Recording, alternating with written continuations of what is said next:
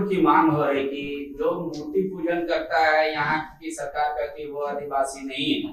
हम लोग का एक अलग धर्म होना चाहिए, हम लोग का अलग धर्म कोड होना चाहिए। माननीय राहुल गांधी जी के नेतृत्व में जो इंडी गठबंधन बनाया गया है वो सनातन धर्म के विनाश के लिए बनाया गया है। हमारे देश के यशस्वी प्रधानमंत्री आदरणीय नरेंद्र भाई मोदी ने जनजाति विकास के लिए कई प्रकार के रचनात्मक विकास के कार्य किए हैं। उस कार्य से हमारे गांव में रहने वाला जनजाति समुदाय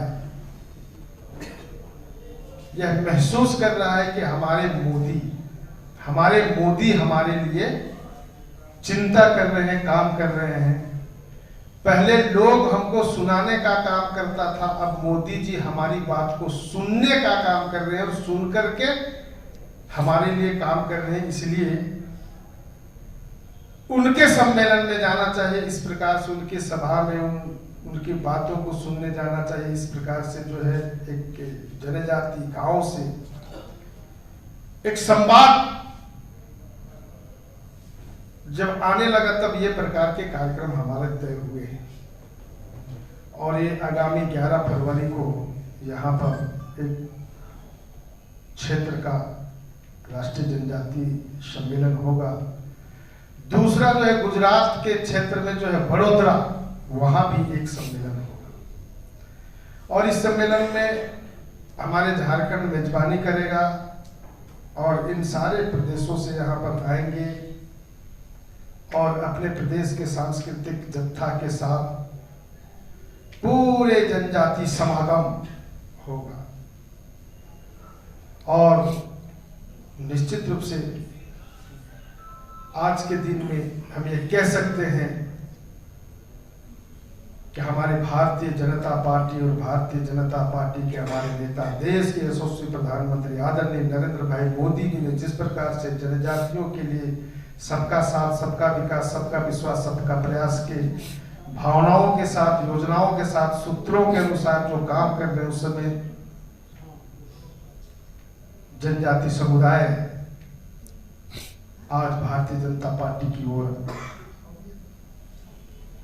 जुड़ता जा रहा है और देश के अंदर, संपूर्ण देश में जिस प्रकार से हमारे प्रधानमंत्री जी एक भारत श्रेष्ठ भारत, आत्मनिर्भर भारत, स्वावलंबी भारत, बढ़ता भारत, बदलता भारत का जो एक नारा देकर के आगे बढ़ रहे हैं, उस समय हमारा जनजाति समुदाय भी एक साथ कंधे से कंधे मिलकर के आगे बढ़ना चाह रहा है। यह कार्यक्रम उसी का एक झलक है।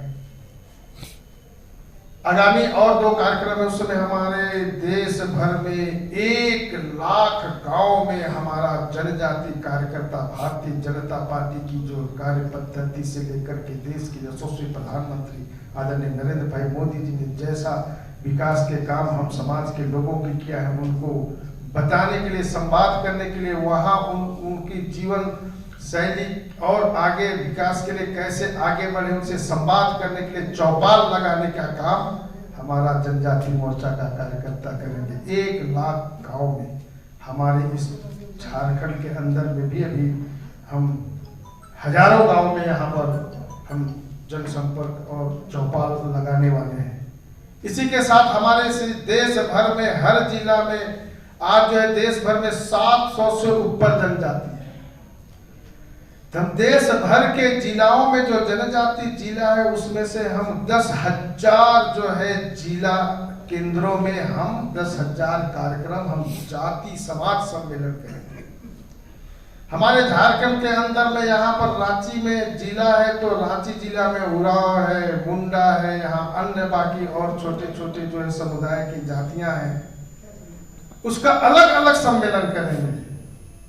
संथाल परगना के क्षेत्र में संथाल का है, ऐसे ही कई क्षेत्रों में 4 से 5 जातियां हैं तो उन जाति सम्मेलन 4 से 5 जाति सम्मेलन करके हम देश के यशस्वी प्रधानमंत्री आदरणीय नरेंद्र भाई मोदी जी का संवाद को, उनका विकास का जो अचीवमेंट है, उपलब्धि है, इसको हम उनके साथ संवाद करने के लिए जाने वाले हैं। ऐसा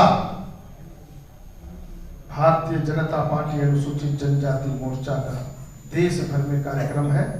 सौभाग्य का विषय है, अच्छा हम लोगों को अवसर मिला है।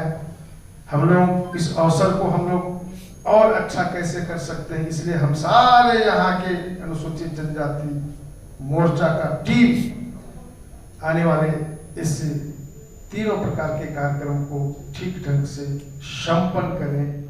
इसीलिए जो है हम सब इस तैयारी में जुट गए हैं और हमारे इस तैयारी में, इस योजना में मार्गदर्शन करने के लिए आज हमारे राष्ट्रीय महामंत्री आदरणीय डॉक्टर राधा मोहन दास अग्रवाल जी यहाँ पर पहुँचे, हम लोगों को मार्गदर्शन किए और संवाददाता सम्मेलन के माध्यम से भी आपको यह संवाद दिए हैं कि यहाँ इस प्रकार से कार्यक्रम संपन्न होने वाला है। धन्यवाद।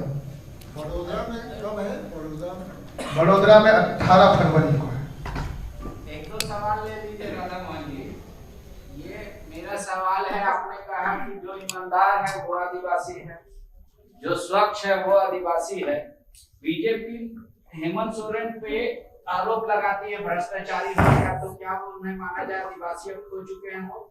नहीं, आपने मेरी बात ध्यान से सुनी नहीं। मैंने ये कहा कि आदिवासी हमेशा ईमानदार होता है, हमेशा समर्पित होता है, इसलिए वो अपने बीच में भ्रष्ट लोगों को स्वीकार नहीं करता है, इसलिए वो आगामी चुनाव में सोरेन जी को नकार देगा।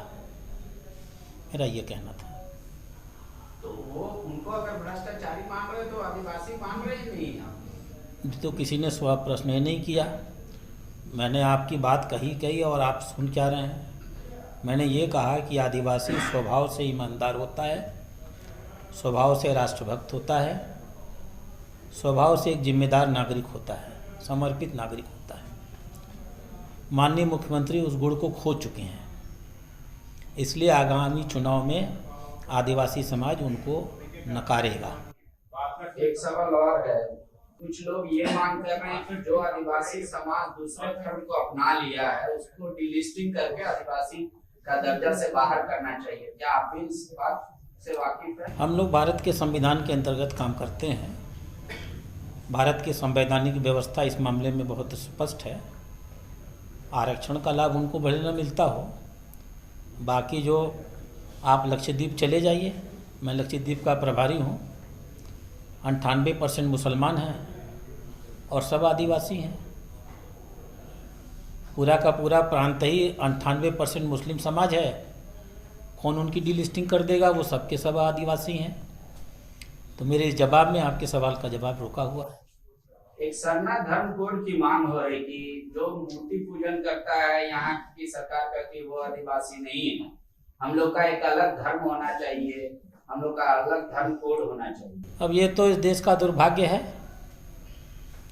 इस देश में एक बड़ी ताकतें हैं जो इस देश को तोड़ना चाहती हैं। डीएमके के लोगों का बयान आ चुका है।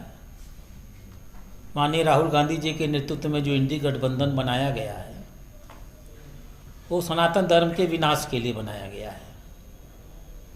उनके हिसाब से, कांग्रेस के हिसाब से, मैं उसमें कांग्रेस को बराबर रूप से जिम्मेदार मानता हूं और कांग्रेस नहीं, इस इंडी गठबंधन में सम्मिलित सभी लोगों को समान रूप से जिम्मेदार मानता हूं।